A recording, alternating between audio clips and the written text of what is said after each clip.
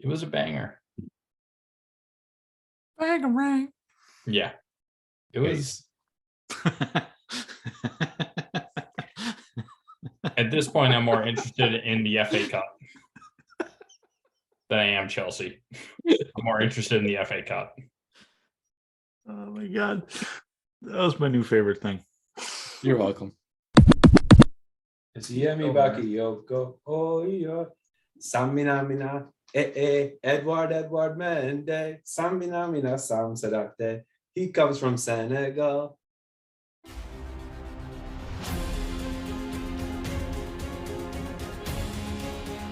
And I think going out and get Saul was the top transfer of the market for Chelsea. Chesney could have been in the shower smoking a cigarette like he was at Arsenal, and we still would not have scored. My rants have been fueled by Scott. Don't get it twisted. Big Rom. Man, fuck you. In Roman we trust, right? You and me are going to have a battle royale about Jorginho and diving.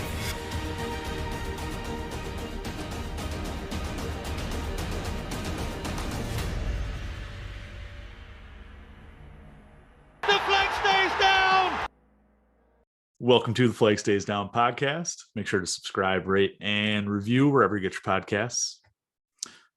Like Mason Mount, you've got a guy here every week that you probably don't want to be here, but he's here anyways. That's me. I'm Andy at Comiskey North.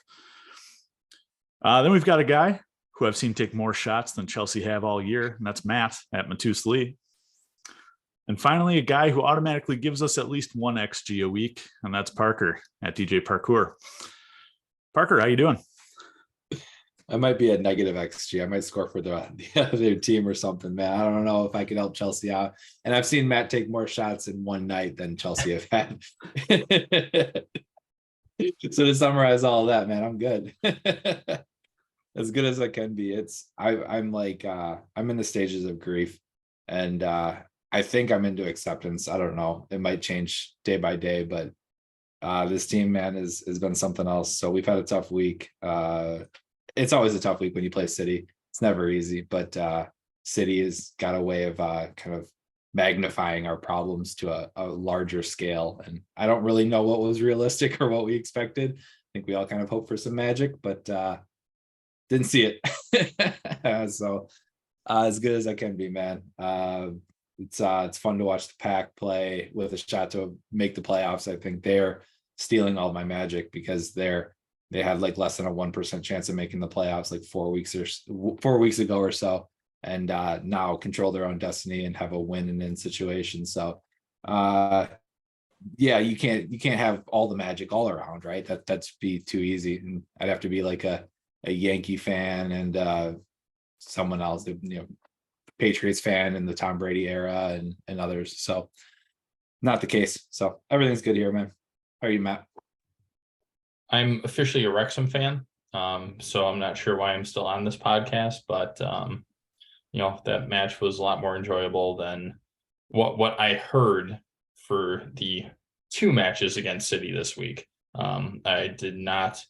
I don't know how I want to phrase this. I had the luxury of not watching them. Maybe that's how I phrase it, but yeah, unfortunately, I was not able to watch the matches. Just due to work, and we had some friends in town to visit. So, we were at an Admirals game last night, which was a lot of fun. Really nice seats, and Parker, you'll appreciate this. It was WrestleMania night, so there were some old wrestling legends signing autographs and everything. Lex Luger was the marquee individual. So. And where our seats were going out, they were all lined up right there. So it was cool. I could just kind of walk through and see all of them. But yeah, so good, fun weekend. But yeah, I think I escaped this week by not having to watch both matches. So we're here. I think that's the best outlook we have right now. We're here. I'm supporting the Packers right now. Got my Packer sweatshirt on. my wife is watching the game right now, so I'm sure if I hear screaming, something good or bad happened. So I'm not sure which one, but we'll figure that out later. Collins, how are you? Well, I should have known it was going to be a shitty day when it started with me accidentally ingesting cleaning product with my breakfast and then shitting my brains out all morning. And then I had to watch Chelsea do the same thing. So yeah, it was an interesting day, but no, overall happy to be here with you guys. Happy to not be watching the Packers. I haven't watched them all year, so I'm passing on my superstition here, and they'll win because I haven't watched them. Out of sheer curiosity, if I may ask, what was the more enjoyable experience, shitting your brains out or watching Chelsea today? I don't know if there's a right answer, but so there's that scene in Anchorman where he's in the phone booth and he says he's in a glass case of emotion. That's kind of how I felt at one point during the Chelsea game. So sitting on the John, I think, was a more enjoyable experience for me. Well said. just Milk was a poor choice. All right. Well, boys, we are on episode number 22. That means we're going to pick our favorite player to wear that kit and then toast to him. And like I've been saying, we're getting into the weeds here in terms of kit numbers. So only a few choices this week for you. We have the current holder, Hakeem Ziyech. You have Willian, you have Ross Turnbull, and Ader Gudjohnsen. Bless you. Who are we picking? So for me, it's got to be Willie. I think he holds a special place in all of our hearts. Seeing what he could do, especially when it was, him and Hazard together running down both flanks, like you absolutely loved it. I definitely remember the season of Willian when Mourinho got sacked for the third time at Chelsea, and it was the Goose Hiddink era, and we could not do anything. And Willian was still making everything happen, scoring magical free kicks that were not supposed to go in, but they did. Another Chelsea legend turned Arsenal something. But yeah, I definitely love watching him play. He was just great for the club. His energy, his speed, his finesse, everything was so nice to watch about him. So for me, Willian. It's hard to argue against Willian because he was Chelsea's player of the year at least once, if not more. I can't remember, and I was trying to look it up quickly at the end of your speech, Matt. But I at least once, voted player of the year, and just a crucial member of our team for a long time. So he, and then of course it was the era. It was one of the most, the biggest eras of time where I was watching the club. So he was a really big part of that. So it's got to be Willie for me as well. The other guys just don't really hold a candle to him. Yeah, Parker, you're right. He won it once in 2016. Sandwiched between Eden Hazard years. Man, I feel like going against the grain here. I love Hakeem Ziyech. I love Ross Turnbull. But yeah, like you said, it's hard to argue against Willian. And it's great being able to watch him now, even though it's for Fulham, but still, tear defenses apart. So yeah, well, let's sweep it, Willian. And Matt, to your point, he did do good work by signing a bad contract with Arsenal and sticking him to that a little bit. And I know he kind of walked away amicably from Arsenal and kind of let him off the hook a little bit, but he's still our little bit of a spy and got to do some work on that side. So good for you, Willie. Chelsea's secret agent. All right. Well, cheers to number 22. Cheers to Willian. Cheers. And boys, what are we drinking tonight? I just I just finished Verbal Tip, which is from Falling Knife Brewing Company, great bar in Minnesota that also has lots of pinball machines. So I like to go there a lot. And I just cracked a modest key lime pie IPA. So another good one. How about you, Matt? I am indulging in a very nice bourbon, compliments of one Parker Groves, the Slipknot Iowa #9.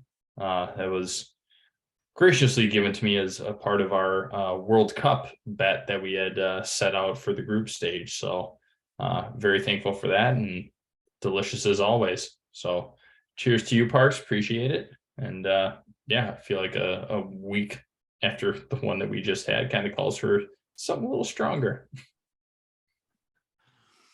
And I've Alan, got what about you? I've got a limited release from Boulevard Brewing down in Kansas City. Picked this up around Thanksgiving break. I went to go visit my sister. It's a double barrel aged maple coffee ale, and at 13.4% and $24 for a 16-ounce bottle, it is delicious and well worth it. I'm hoping you bought me one. Not at $24 a bottle. Suck it. Suck it, Trebek. It does sound delicious, though. All right. Well, on tonight's pod, following basically a week of losing to Manchester City, we had a 1-0 defeat in the league at home, followed by a 4-0 thrashing in the FA Cup this evening. We'll discuss the first team versus the academy, our bright spots for the week, most crucial areas in need of improvement, and finally, we'll answer the question, how long is the process? But first, we'll start, like I said, first team players against the academy players. We saw some players go down with injury, mainly Raheem Sterling, Christian Pulisic, earlier in the week. And so we saw the introduction of a lot of high-numbered players, a lot of those teenagers, a lot of those academy products coming through the ranks.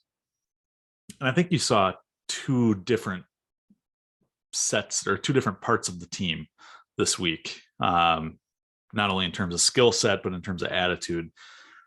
So what are your guys' first impressions in 2023 of this year's youth academy against our first team?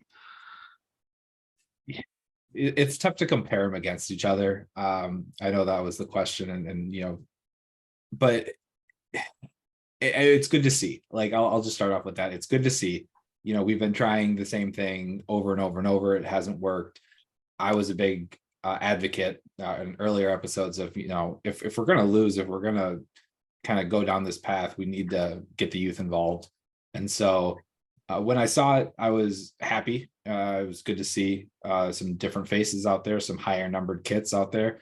Obviously, in the first match, it was out of necessity because we had 2 injuries in like the first 20 some minutes or whatever.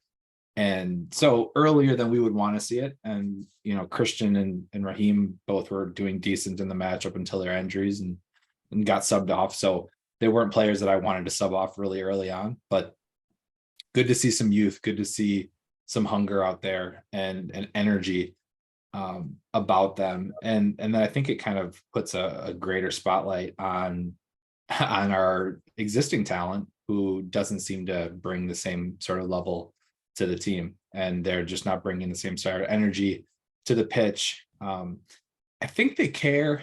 I have to believe that they care, and I struggle with stuff like this because, you know, we're all professionals, right? We all get paid to do a job, and we all don't have our best days every single day. But man, at least I speak for myself. Like I still care about my job a lot. Like I have good days, I have bad days, but I still give a shit about the product that I put out, and I still care about what that says about me as a person. I have to believe these guys do the same. But you know, it's kind of concerning, I guess is the word I'll use, when I see people that I've seen do a lot more with a lot less and not care to the same level. And it feels like a broken project right now. And, you know, that's where it's going to take some rebuilding. It's going to take some time. It's going to take some patience on all fronts. and we'll get into that later. But it's frustrating to see not everyone bring that same level of energy to like a restart kind of a project or a rebuild kind of a project. So it I guess as a fan, it makes my job a little bit easier because it's easy to root for people who care. It's easy to root for Zachariah because I see him like giving a lot of effort, and I see him going out there with like a desire to prove himself. And like a Lewis Hall is another great example of someone who goes out and cares and tries hard and gives a lot of effort. So as a fan, it gives my job a little bit easier of who I want to cheer for going forward and who I can see like our team building around. It's going to separate the squad a little bit. And from that, we're going to have a core of who we want to really rebuild around. Collins? Yeah, Parker, I agree with what you said there, where it's, we just want to see people care, right? we put so much time, and not just us on this podcast, but fans in general, we put so much time and effort into this club, and we want to see the players reciprocate that, right? We want to see them acknowledging on the pitch our commitment by showing their commitment. And one of our good followers on Twitter, Scotty Hayter, put it perfectly, and I'm gonna read this tweet that he put out earlier today. You can definitely accept losing football matches. Can definitely accept losing football matches to Manchester City. I can accept that some players aren't good enough or the Chelsea standard. What's unacceptable is those who are good enough but don't put a shift in. Move them on. Didn't see a ton of that in midweek. Midweek was just a weird match, but I saw a lot more fight out of that team than I have in a while, to be frank. But today, Mason Mount, so poor. Can't make a simple pass. No communication with the other guys in the midfield. Kai Havertz, I don't really know what he was doing out there. Again, very just poor. Koulibaly can't seem to work with anyone unless Thiago Silva's on the pitch. Dave, I don't question Dave's commitment, but Dave might be past his prime, I think is fair to say. It's just poor. And then and then you see you see young guys like Lewis Hall, as mentioned earlier, come on. You see Carney Chukwuemeka come on, and he's our best player on the pitch. He's 19. And it's just because he's got energy. It's the Timo Werner effect, right? But he has excuses because he's so young, right? So we're not expecting a ton out of him. As long as he's showing that he's there to play, same with Lewis Hall, same with Omari Hutchinson, same with Bashir Humphreys, I'm for it. I like it. That's what I want to see. I would rather we finish mid-table playing with these guys who show that they want to play every week than finishing mid-table with a bunch of overpaid players. Mason Mount, for example, guys who want to be paid $300K a week who don't put in a shift. And I think that's the divide we're starting to see in this team. And it's something that Graham Potter, with his master's in psychology or whatever it happens to be, needs to address. I have a overarching kind of opinion on this whole thing. So I as kind of mentioned earlier, I did not watch either of the matches. I just wasn't able to with work and stuff going on over the weekend. The thing, and let me preface this by saying I am not defending the quote unquote senior players of the team.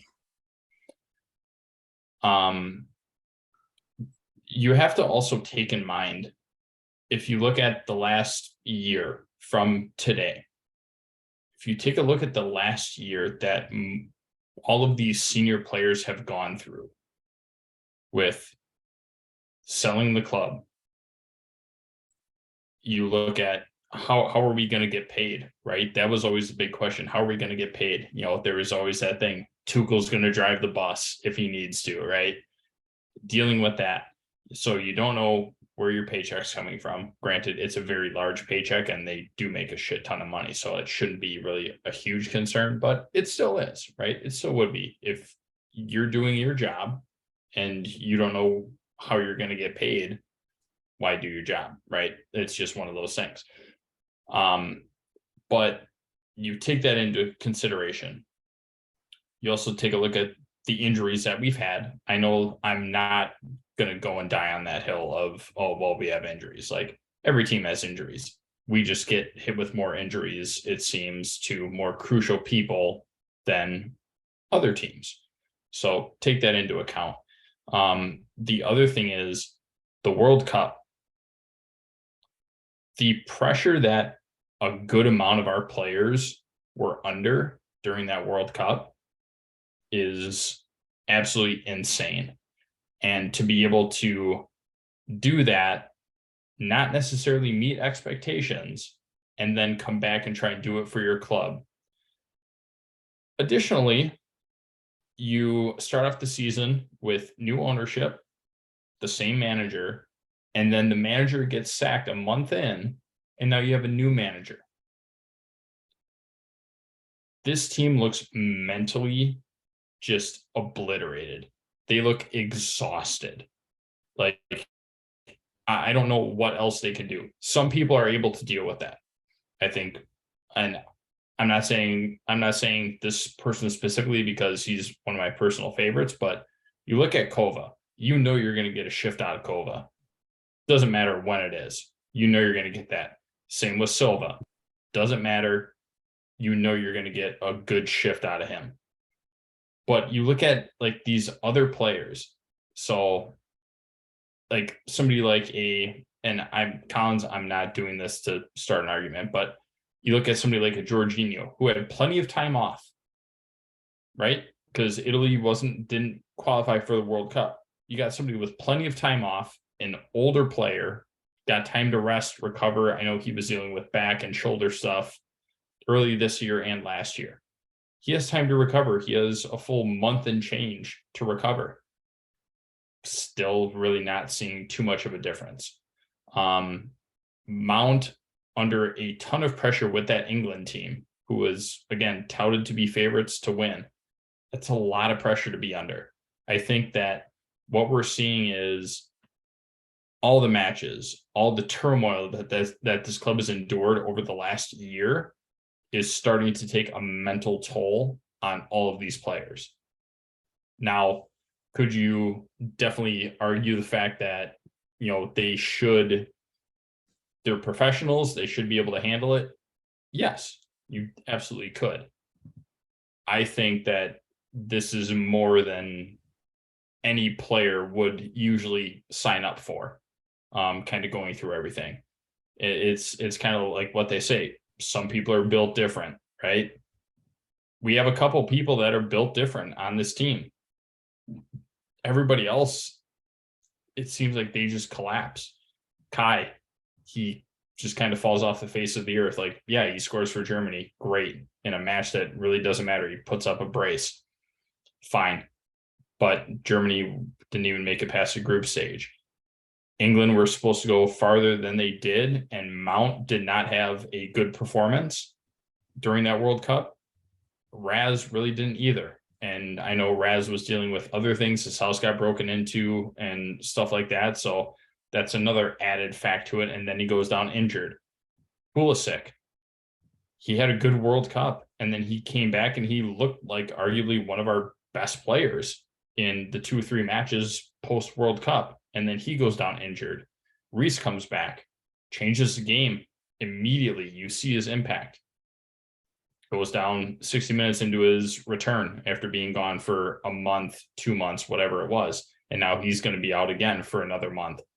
Chills is still out. Like, there's just so many different things at play that I think that this team is just mentally exhausted when it comes to talking about the senior members of this team. Some people can handle it, but most of our team cannot. Now you switch to the youth. Yeah, they want to play. They like when you talk about like contracts and money, they're not getting paid much at all in the grand scheme of things. If you do it comparatively, they're not getting paid anywhere near what the big boys are getting paid. They have energy. They're hungry. They want to prove their worth. They want that big contract. Like they've been with the academy for so long. They want to prove themselves. They want that opportunity, and they will work their asses off to do it. It seems like we are at a place right now where it's a divide between burnout / complacent versus opportunistic and hungry. And I think that's kind of where the divide is between the senior players and the youth players. I personally agree with you, Parker. I'm in favor of seeing the youth players play more. Like, honestly, how far do we really expect to go in the FA Cup? Realistically, we put out a very, I would say, a strong squad against City, and we lost 1-0. We put out a lesser squad against a lesser City, but you can clearly see that there is still a major gap of where things are between the top clubs and us. And Collins will touch on this later, and I'll bring this up later, but you have to also talk about the new signings that have been coming in. We've signed a shit ton of people, and trying to fit them into this opportunity and trying to get them touches when we're still trying to figure out who's going to go where, who's going to play where, who do we have available, things like that. It's a very fine line. And I think that, it pains me to say that we're doing the best we can, because I don't think we are, but given the circumstances and kind of everything that I've laid out, I feel like we're doing the best that we can. I feel like Potter's doing the best that he can at this moment right now. Well, let's change the order of what we're talking about here, because I think this feeds perfectly into how long is the process, right? And especially now that we're talking about Potter, we're talking about senior players not putting in shifts. My personal opinion, I'm not going to get into my feelings on Potter in, Potter out, but if this is truly the project, he's gonna be the project manager, right? He's got nut up. We saw a little bit of angry Potter in his presser this week, which is the first time we've seen that. We haven't seen it on the touchline. And I think what we've seen across the Premier League from not only new managers, but other project managers, is that they don't necessarily care who's making what financially, right? And especially, man, there is so much talk of Clear Lake and Bully and whatnot have told Potter, like, dude, no matter what, doesn't matter what happens, like you're on board this year. But if that's the case, and you have these players not putting in shifts, and we're out of the FA Cup, we're out of Carabao Cup, Champions League is, whatever, that's a crapshoot every year. If we're gonna finish 10th anyways, why not pull a Ten Hag, benching Harry Maguire, benching Cristiano Ronaldo, benching guys who don't fit his system? Why not pull an Arteta? You look at the guys that Arteta has benched and gotten rid of: David Luiz, Willian, Mesut Ozil, Mustafi was in there. There's I think Aubameyang was one of the ones he froze out as well. Well, there were guys that just didn't buy in, and now they're gone. And now he's got a team that has bought in. And I honestly have not seen enough out of Potter's system to know what the system that they're supposed to be buying in is. But if you have the board backing and it's unconditional love, right? It's parent to a child. Start sending these guys to train with the U23s, the Koulibalys, the Jorginhos. I'll throw that one out there. The Mason Mounts, the Kai Havertzes. Until they can buy in, exile them. bring in the youth guys. Chelsea's not going to be relegated. I know there's a lot of people freaking out about Chelsea in relegation form and all that. It doesn't matter who we put out there. We're not getting relegated. So if you're not going to make a European spot and you're not going to be relegated, throw out some of these promising academy players. Where's Cassette? Hutchinson looked okay, but he looked nervous. His first team debut, professional debut. Get him some more reps. Get him comfortable. But if this is the process, it needs to start now after this week, and it needs to be Potter nutting up here. So it's interesting. I usually don't draw comparisons to other industries because I know soccer is very unique and different of how they kind of run things. But a similarity that I've seen in a lot of industry is when a new CEO gets appointed at any company, they kind of take a little bit of a backseat approach for the first 6 months, 9 months, year-ish. And they say, how does this whole thing run? Let me be a more observant person. Let me figure out who does what well and who goes where. How do I put this puzzle piece together and not be like the bad guy out the gate? And then over time, they start to implement like their thoughts and then their system and stuff. And I know that that's not acceptable for Chelsea to kind of take a backseat approach, right? I mean, that's blasphemous. But I see like Potter's demeanor kind of says he strikes me as kind of corporate America a little bit of kind of playing that approach of like, I don't want to rush into decisions. I don't have any preconditioned decisions about who is what or what I've seen from other players. Like, I'm going to get to know this team my way. I'm going to figure some stuff out. And then I'm going to start implementing how I see like the future project going. And I think that's what he's going to do. And Collins, I love that you ended by saying that it needs to start now. I think it's in motion. I think it's already started. I think his process has already started. And you saw it by him not putting out the same lineup that we've seen over and over and over and over again. You saw new blood, you saw different people in there. And I like that. And I think that's necessary. And I think he's going to tinker. He's going to experiment. He's going to get people reps. I think Carney proved himself in the two reps that he got, where Hutchinson didn't to the same level, right? Like, and those are things he's going to snuff out over time. And I don't think, Hutchinson's opportunity is dead to rights, or he won't get another shot. But it's one of those like, okay, he needs a little bit more time, whereas Carney can go out and make a difference for our team. I think that's the stuff he's trying to figure out right now. And he's trying to figure out which of the senior guys can buy into the system. I totally agree that Dave is out of form, but Dave's a guy that gives a shit and that puts in a shift and tries real freaking hard when he gets out there. So he's a guy you can rely on for, 45-minute cameos, 60-minute cameos to go out and really try. And even when the chips are down, try really hard, right? And Silva's a backbone you can lean on. Koulibaly might not be. It's figuring out all of those things. And this is interview time. This is like interviews with all of the players in real time. Like, this is your resume. And Potter can be able to look back on it and say, like, no, your resume is what I saw the last 5 matches. That's your resume with me, and it's not good enough. That's not my system. And then we're going to see players coming in January get worked in real quick. And that's going to be, it's going to really tell who kind of comes out in February, who kind of comes out in March, and who's playing more minutes. But I think the process has started. It's in motion right now.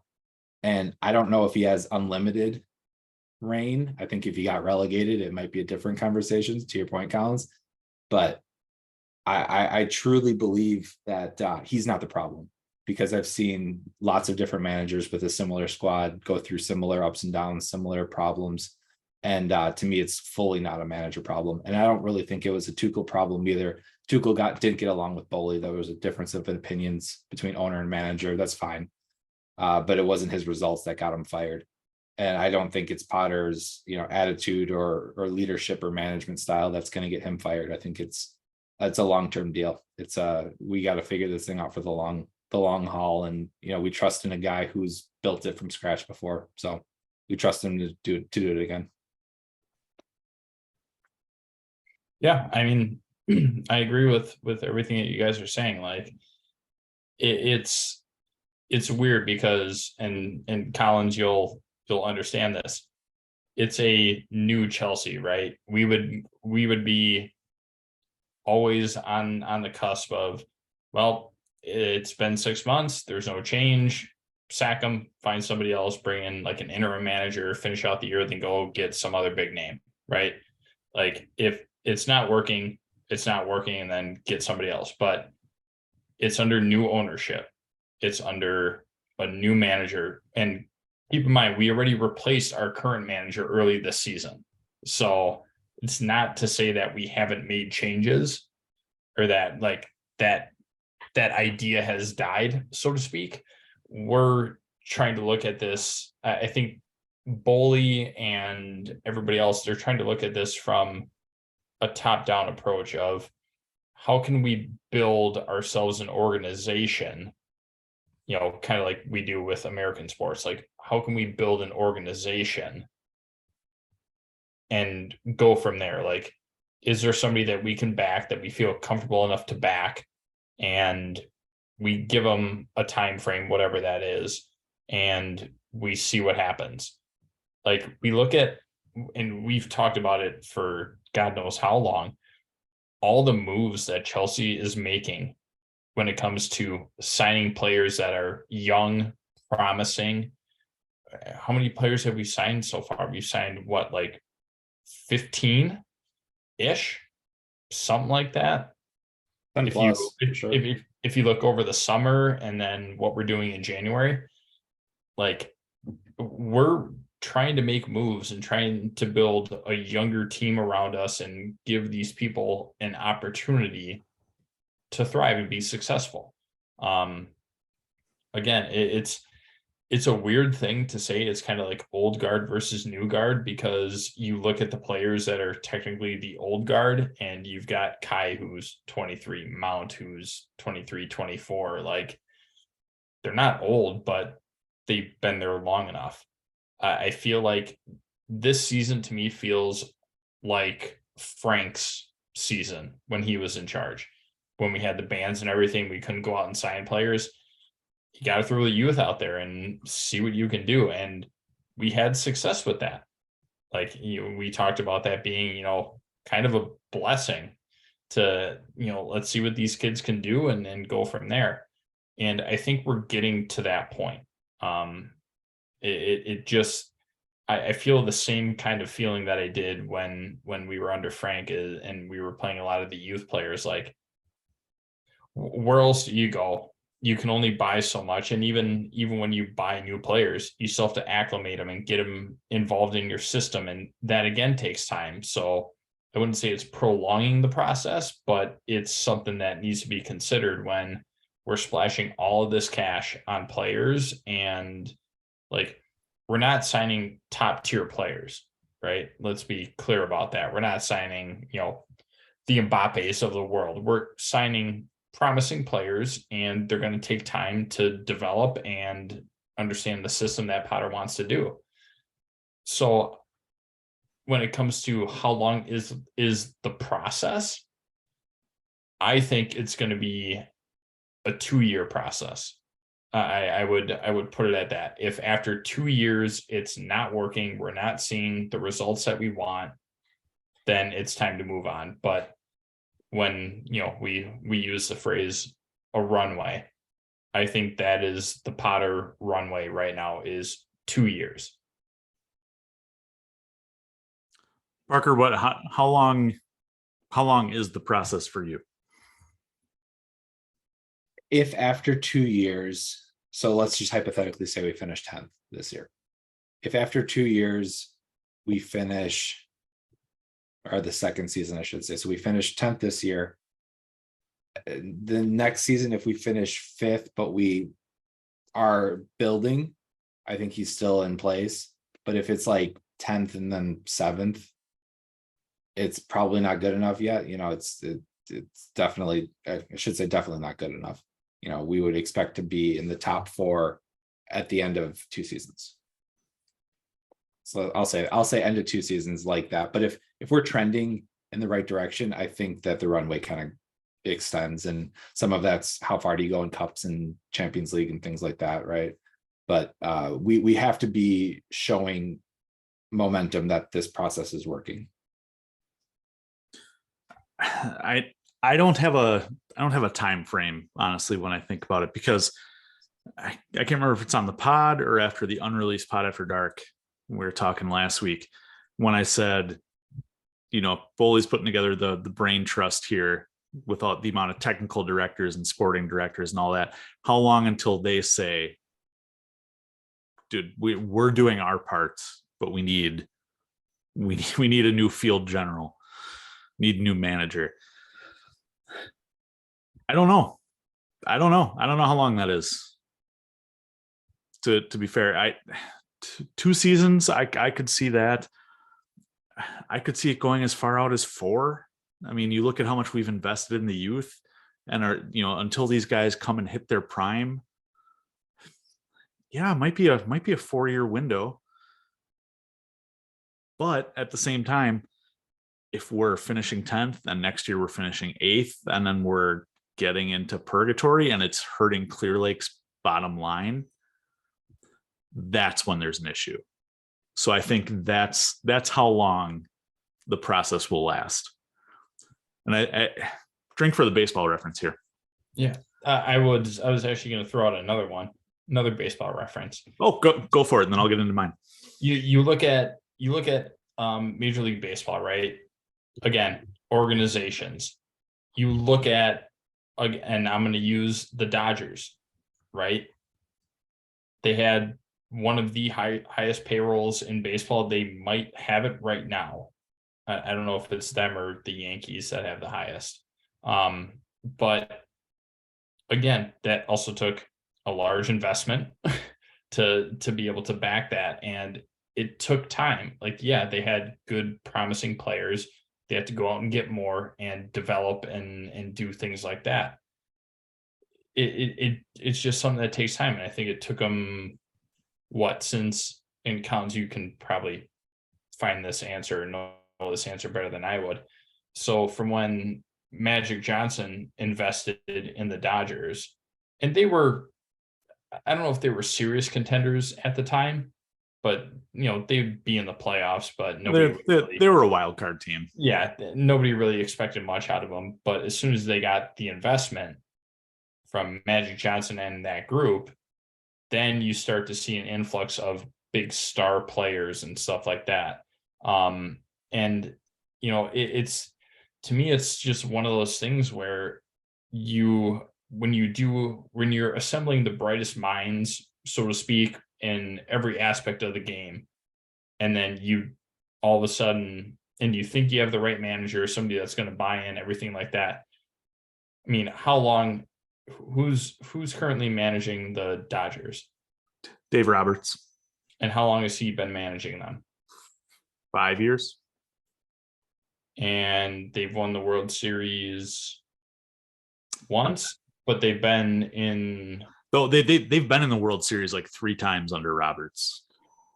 My point exactly is it takes time. Like, I think that to that point, they had the right manager in mind. Granted, baseball is obviously different than football, right? Like, you can buy big name people, and they're going to play game in, game out, maybe only miss one game out of 182.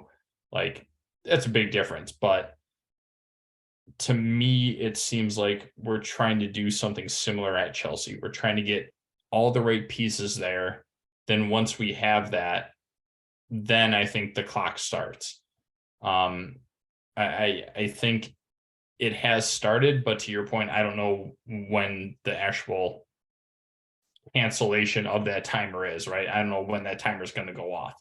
I think that they're trying to approach it the same way that they did with the Dodgers, get everybody squared away where they need to be, get the right people, and then start trying to make it work. I think we're still kind of in that transition phase right now. I think we're on the cusp of what you could call in American sports a rebuild. You look at the ages of the players on the team, and you have a huge gap. There's not really a middle ground here. You have players in their 30s, mid 30s, older 30s, and then you have players in their young 20s or teens, right? even for some of them. There's not a lot of middle ground until you get to like Kovacic, who I believe is 28, right? Yep. The worry I have, again, using American sports, using baseball specifically, as the example here, is that teams look at, for example, the Rays, right? The Rays are constantly in a rebuild. The A's are constantly in a rebuild. These teams have success occasionally, but they are usually the exception to the rule. The White Sox famously tore themselves down a couple of years ago. That's my team. Traded Adam Eaton for 3-4 top prospects. Traded, I can't remember who else they traded, but Quintana to the Cubs for Eloy Jimenez. You can get all the young pieces there. And you look at the Brewers, you look at the Reds, you look at the Pirates. You can name countless teams in Major League Baseball who have been tearing it down for decades. I would even throw in the Astros pre-scandal. The Astros are one of the exceptions. They tore it down and everything happened perfectly for them. But you look at the vast majority of teams that tank for XYZ pick, or they want to get the best draft pick. They want to get as many young players as they can. It doesn't work out as much as you would think. And locally here, again, look at the Brewers. They tore it all down when they built Miller Park in the early 2000s, and you had Prince Fielder come up, you had Ryan Braun come up, Ricky Weeks, JJ Hardy. You had a prime core of players. The furthest they made it is one National League Championship Series, 2 division titles in a decade. That's what worries me about the process. In my opinion, youth should be used to supplement your first team. And if one of those players pans out, perfect. That's awesome. You want to buy as many lottery tickets as you can, but you want to have a good first team as almost like that insurance policy. And so that's my concern with all of this. And hopefully I like the youth players we've signed. Hopefully a bunch of them pay off, but I don't know how long this project lasts. And Matt, we talked about this earlier with the transfer ban window. And, I think that it gets glorified a little bit, but at the same time, what do we have today from that? It's a perpetually hurt Reece James and a Mason Mount, who we have a lot of question marks around. That's kind of what we got from that transfer ban season, is those two folks. And I'm not here to question Reece James's talent, because he's a game changer, right? If he's healthy, he's phenomenal. And if you look at our injured list, it could compete against most teams in the world on a big scale, right? I mean, our injured list is ridiculous. We don't talk about it enough because it's not a crutch that we can lean on. No one gives a shit. No one's going to give us sympathy. We're Chelsea. No one cares, right? But the fact that I have it up, let me see if I can get this quick. Our injured list is just ridiculous. Edouard Mendy, Reece James, Wesley Fofana, Ben Chilwell, N'Golo Kante, Ruben Loftus-Cheek, Armando Broya, Raheem Sterling, Christian Pulisic, and Pierre-Emerick Aubameyang. That's 10 players. It is a ridiculously talented all injured list right now. We are playing our full backups, almost full second team out there. Which is why, and Collins, I love the quote you read earlier, because it's like, I'm okay losing to City. We should lose to City when we play our second team, and when we play an even lesser team, I'm still fine like losing. But I go back to that Emma Hayes clip I sent you boys, where Emma Hayes sat down with her team and she said, "This is fucking Chelsea. This isn't good enough. You need to look yourself in the mirror and figure out who you are, because we are Chelsea and we are better than this. And you got to find a team full of dudes that can like look themselves in the mirror, look each other in the eye, right? Like look at your brother in the eye and say, we are Chelsea. We are better than this. We need to be better than this. And that's the stuff that like, I mean, that's the stuff that Disney makes movies about, right? Like that's the stuff that you love to see, but it's magic, and you don't see it every day. And I get that. And this team doesn't have like that level of magic, obviously, but we need something to rebuild off of. We need something tangible for people to get behind. And yeah, I'm waiting to see it. And I think it's there. I think a lot of the pieces are there, more than what's shown on the pitch or more than what's shown in the results. But that's the mentality. I know we've joked about Emma Hayes running the men's team as well, because her attitude, her mentality is strong as hell. That's the type of mentality that we're used to and we're used to seeing. Graham's a bit different, and I don't mind it. I loved seeing him be a bit angry, be a bit gritty. And a tweet I saw earlier was just like, Chelsea does bring the dog out of people. It brings that fight out of you. You got to kind of just step up to the plate, and if you got it, you got it, and if you don't, you don't. And we figure it out on the way. So it's again, I'll quote the elephant in the room. It's a process. I'm here for the process. I hate it because it's not what we're used to, but cool things can come out of it, and it's going to be a telling times for us. So let's right the ship a little bit here. Two kind of quick fire topics for you. Number one, building off of the process. What's our most crucial area that needs improvement for the remainder of the season? Our strength and conditioning coach. Bring back Ava. Yeah, like, hey, all right, now we're all on board with that. But no, I think the heart of it starts with the attack. Collins, you threw out something in the group chat when I know that you went on a rant today after the match. I love a good rant out of you. I really do. It usually brightens my day, especially when it's not at me. But like like we've been outscored. Well, it was what, 15-6? 15-6 in our last, since October 29th. Yeah. So pre-World Cup, we need somebody that can score. Like we need a striker. And, I know it's something that we've been harping on for, it seems like eternity at this point.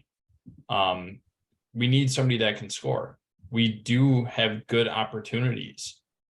It's just nobody is there to finish them. Or if we do have the chances, they can't finish them for whatever reason. Give me a clinical finisher, not just in one league. I want somebody that has played multiple leagues. I have more faith in that person. So like somebody that would have played in like Serie A and the Bundesliga. Like I know that I talk a lot of shit about them, but give me somebody with at least different experiences to be that number 9 that can come in. Give me somebody a little bit tougher, a little bit grittier. I know Collins, you love Mitrovic. I'm a fan. I think he would slot in perfectly here. But we need just kind of like that big bruiser of a striker that is also a clinical finisher. Because I think that's where we lose a lot of things. So that would be my top priority as we go forward with the rest of January. For me, it's the midfield. It needs to get shored up really quick. And I think we lose that battle. And I think our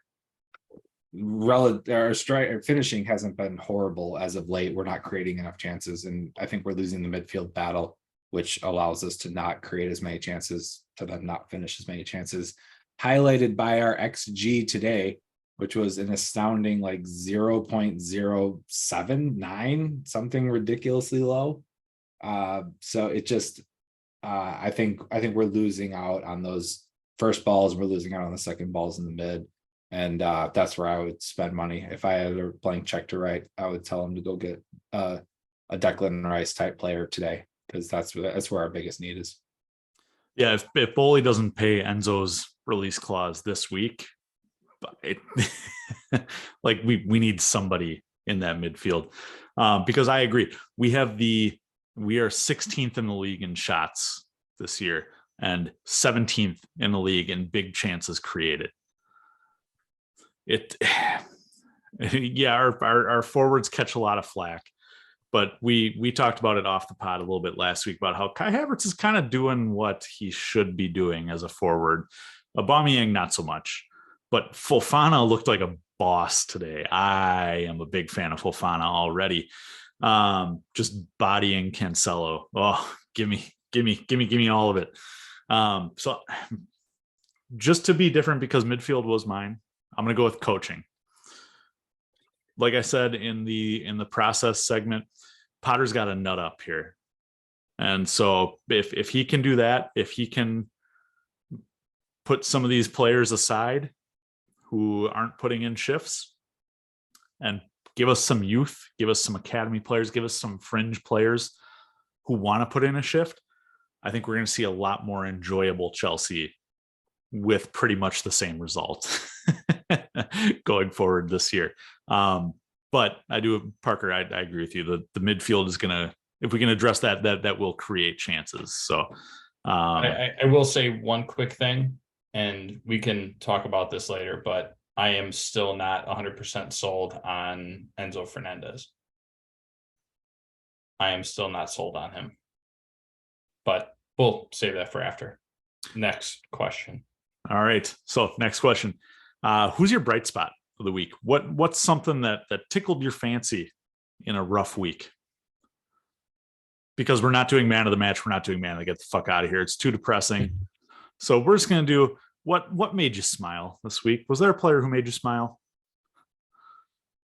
There was for me. I alluded to it earlier, and it was Carney Chukwuemeka. We've highlighted his name probably because it's fun to say, but because of the talent that he brings and that he is a promising young talent. We've been cheering for him to get out there more. And when he got his opportunities, he definitely shows that he has like solid qualities as well as the ability to be one of the best people on the pitch. So that's that, in as young of a frame as he's got, like it's a lot that leaves us hopeful. It leaves us wanting more. It makes us think like what could be if he kind of develops in the same way that we think he could. So he was my bright spot over the time that I saw him play. I'll keep it very simple since I didn't watch either of the matches. My bright spot would be Bourbon. So Shout out to Bourbon. That Bourbon's a qualifier for every week, right? I mean, they're in the running almost every time, right? Of course. I like Chukwuemeka. I have a Chukwuemeka kit. That was my kit purchase this year. I was very excited when we signed him. But I can't just copy you. What kind of podcast would that be if I'm just copying you guys all the time? If you say Jorginho, we're gonna have words. No. But sticking in the midfield here, Dennis Zakaria, dude is a boss. We've been missing an enforcer. We talked about last week Nemanja Matic. He was an enforcer in the midfield. Zakaria is the same thing. He's got the build. He's a thick dude, but he's not afraid to run. He will run like Kova. He will pass like Jorginho, and he'll body you like Rudiger. I like it. And I think what we have discovered this week is that for 24.7 million pounds, his buy option on his loan is a steal. Do it. Don't ask questions, Todd Bowley. Pay the money. So Zakaria is my bright spot. Well said. Hashtag pay that man. And it's silly that we're in a world that 24 million feels like a steal. But yeah, I mean, you can't go out and buy a better player for 24 million. And there's always like the grass is greener theory of like, does he fit in? Does he do what we want him to do? And Dennis is doing it. for us right now. We're watching it and we see how he could fit in, how he fits the mold of what we would want him to be. He floats around really, really well, and he finds himself popping up in positive areas, as well as being defensive in nature. So I really like his game as well. I think he's definitely someone to watch, and I think it's a no-brainer at this point to as someone you want to bring on.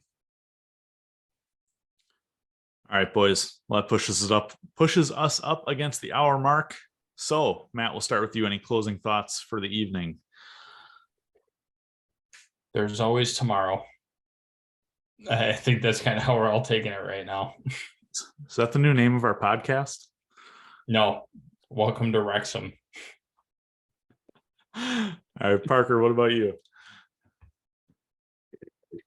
I'll end it with how I kind of started with I don't know what we were all expecting against a week against City, but I think going forward, we're starting to lay the foundation and the work. And overall, I'm excited about what the prospect of this team can still bring to the table. I don't think this year is completely written off. I think that there's still some moments left for us to explore. And Matt, to your point, like there's always hope, right? There's always tomorrow. There's always that next match. And when you're Chelsea, there always is that hope. And even when it looks pretty dark and grim and not great, I'm still super fired up because I booked a trip to London for work where I'm going to be able to watch a Chelsea match in person. So I'm still like personally fired up, over the moon that I get to go watch my team play. And that's like the fandom in me. And that's like just the excitement I get as a fan, where even when my team's not doing the best, I'm still over the moon that I get to go over to London and see a game. So I'm pumped about that. And that's like what drives me as a fan.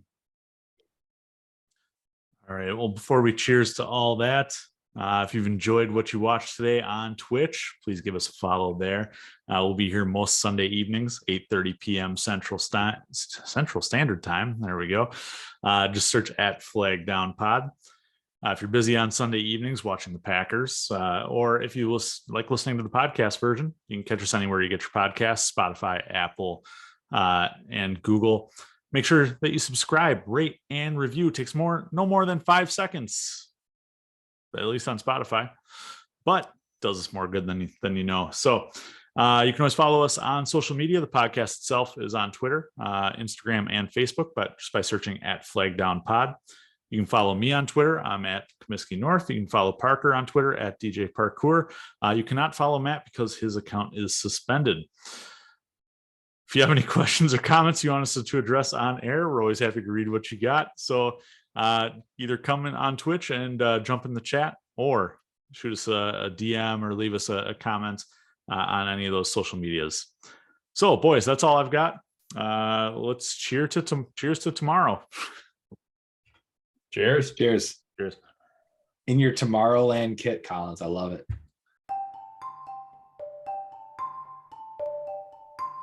I'm all potted out.